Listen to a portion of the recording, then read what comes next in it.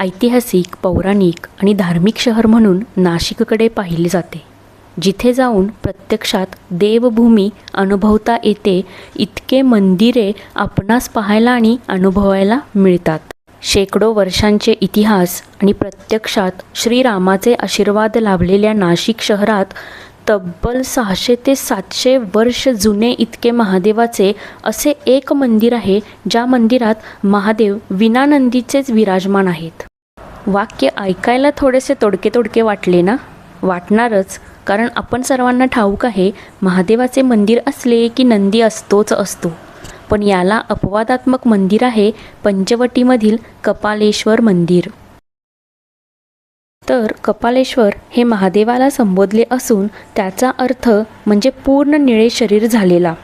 तर याच्या मागे आख्यायिका शेकडो वर्षांपासून सांगण्यात आलेली आहे की का कपालेश्वर म्हटले गेले आहे आणि का या मंदिरात नंदी नाहीये.